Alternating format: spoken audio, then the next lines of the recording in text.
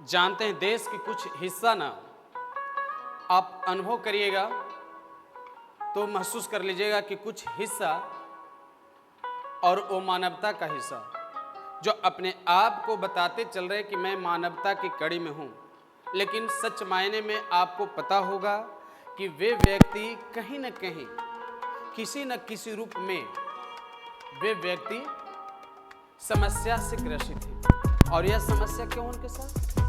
क्योंकि वे सही ढंग से सुख, शांति, सम्मान और प्यार सही ढंग से वे अपने जीवन में आकलन नहीं कर पा रहे। और इसके लिए आपको भी सुनकर आश्चर्य होगा कि भाई शांति, सम्मान, सुख और प्रेम से जीवन में कैसे आती है। तो आपको ये बिल्कुल अपने जीवन में अमल करना होगा। और हमारे पहले जितने भी लोग जो दार्शनिक रूप में अपने आप का परिचय देकर गए ना, उनकी जीवन स्तुति को आप अच्छे से आकलन करिए, आपका भी जीवन खुशहाल हो जाएगा महोदय। वो क्या है? यदि आप सुख की बात करते हैं तो आप जिस परिवेश में रह रहे हैं, जिस परिवार का आप सदस्य हैं, उस परिवार में कुछ ऐसे ना आप कर लीजिए कि आपका रात्रि का नींद गायब हो जाए। यदि आप सुख चाहते हैं तो रात्रि में ना आपको सोना तय होगा। यदि आप रात्रि का नींद सही से ले रहे हैं तो आप सच में आप सच्चे सुख में जीवन बिताने वाले व्यक्तियों में से एक है महोदय। इसलिए कुछ ऐसा ना हो जाए जीवन में घटित घटना कि रात्रि का नींद आपको गंवाना पड़े। साथ ही साथ यदि आप शांति का परिचय देना चाहते हैं, आप शांत स्वभाव का बनना चाहते हैं, आप अपने जीवन में शांति एक दिन बिताना चाहते हैं, तो आपको मैं बता दे रहा हूं कि आप कुछ ऐसे कार्य पद्धति को अपनाइए ताकि आपका दिन में स्वस्थ होने के बाद यदि आप दिन में नींद नहीं ले रहे हैं, क्योंकि आप जानते हो कि दिन में नींद लेना एक काम करने वाले लोग उचित नहीं माना जाता है। तो यदि आप शांति चाहते हैं तो दिन में नींद लेना नहीं है। और दिन का नींद यदि आप छोड़ते हैं और रात का नींद लेते हैं तो आपके जीवन में शांति ही शांति। यदि आप ये भी देखे होंगे और आप बहुत अच्छे ढंग से आप सभी इस बात को लोग के बीच रह करके आप आकलन भी किए होंगे कि लोग अपना सम्मान खुद गंवा देते हैं। मान सम्मान की जहां तक की बात है, क्योंकि वे लगते हैं व्यर्थ में कुछ न कुछ बोलने। तो जहां उचित हो वहां आपको बोलने का, आपको उस जगह पर निर्णय लेने का दायित्व बनता है। यदि आप व्यर्थ में कहीं भी आवाज निकालिएगा तो यह धरातल बौद्ध का यह धरातल है। और आप ये जानते हैं कि शांति का परिचय देने वाले महात्मा बुद्ध का आप अच्छे से जीवन परिचय से अवगत होंगे। तो आपको मैं बता दूं, व्यर्थ में आपको बोलना मना है।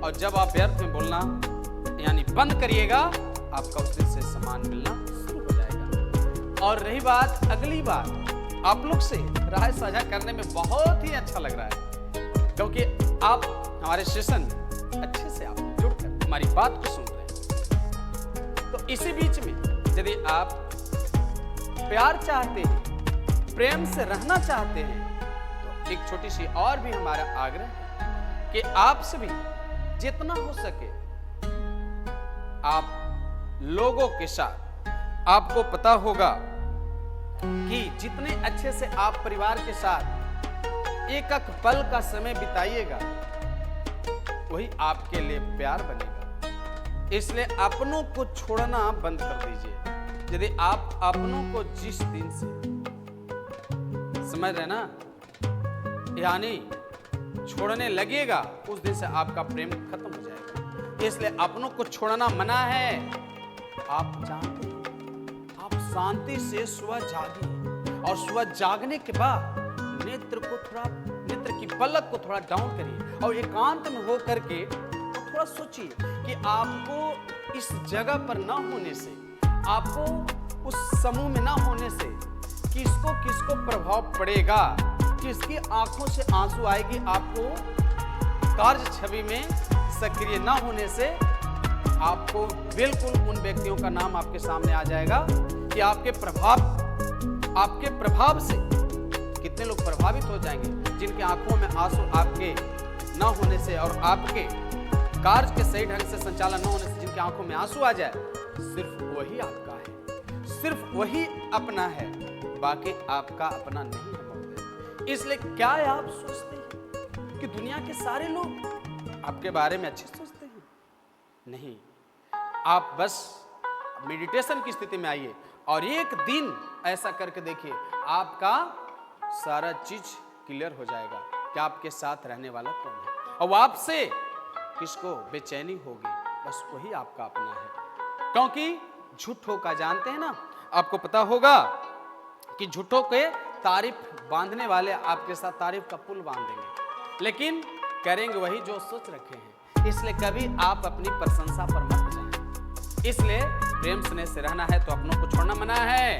इसलिए बात को सुन रहे हैं तो स्वीकार भी करना सीख जाइए। माँ बाप की रही बात, तो आपको पता होगा माँ बाप और गुरुजन के अलावा दुनिया में मैं बताता हूँ कि सारे लोग मिठा बोलने वाले हैं, यही तो हैं लोग जो कड़ा बोलते हैं। इनकी कड़वाहट को यदि आप सहन कर लिए तो लाइफ में निखार आ जाएगी।